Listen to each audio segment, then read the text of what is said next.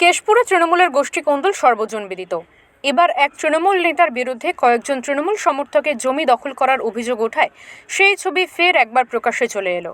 অভিযোগ, বাগপাতা গ্রামের স্থানীয় তৃণমূলের পঞ্চায়েত সদস্য মনোরঞ্জন খাঁর নেতৃত্বে প্রায় 15 থেকে 20 বিঘা জমিতে চাষ করতে দেওয়া হয়নি স্থানীয় চাষিদের। পাশাপাশি আরও প্রায় 2 বিঘা জমি ভয় দেখিয়ে দখল করে নেওয়া হয় বলে অভিযোগ। আমাদের আয়তি সম্পত্তির উপর তৃণমূলের পঞ্চায়েত মনোরঞ্জন খানের নেতৃত্বে কিছু দুষ্কৃতী লোক রাতারাতি আমাদের জমি দখল করে নিয়েছে। আমরা থানার দ্বারস্থ হলে থানা বলে আমরা কিছু করতে পারবো না, সেই জন্য আমরা আজ মেদিনীপুর আদালতে এসেছি এর প্রতিকার চাওয়ার জন্য। কোর্টের মাধ্যমে কি নোটিশ করা হবে? হ্যাঁ, কোর্টের মাধ্যমে আমরা আর সুবিচার চাই।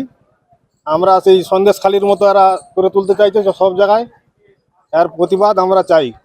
কেন আপনাদের জমি দখল করেছে? কেন আমাদের জমি জোর করে দখল করেছে ওরা? কারণটা কি? কি ওই দেবতা মন্দির করবো বলে, দেবতার মন্দির করবো জমি।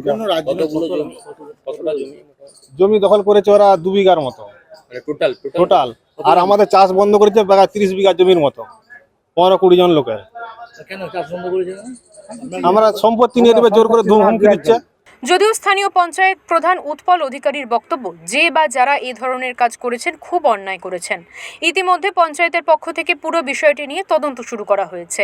অন্ধকারে কেউ বা কারা জমিটা কিন্তু চাষ করেছে, এটুকু কনফার্ম আমার কাছে খবর আছে।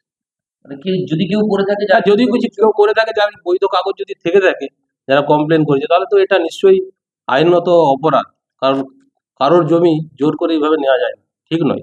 এবং আমাদের সরকারের এরকম কোনো নির্দেশিকাও নেই যে দীর্ঘদিন ধরে কেউ জমিটা চাষ করছে হঠাৎ করে তার জমি জবরদখল করে নেওয়া। এটা আমাদের সরকারের কোনো নিয়মই নেই, এটা অবৈধ। উল্লেখ্য, বর্তমানে তৃণমূলের ব্লক সহ সভাপতি বিশ্বজিৎ বরদলৈয়ের অনুগামী বলেই পরিচিত ওই পঞ্চায়েত সদস্য মনোরঞ্জন খাঁ।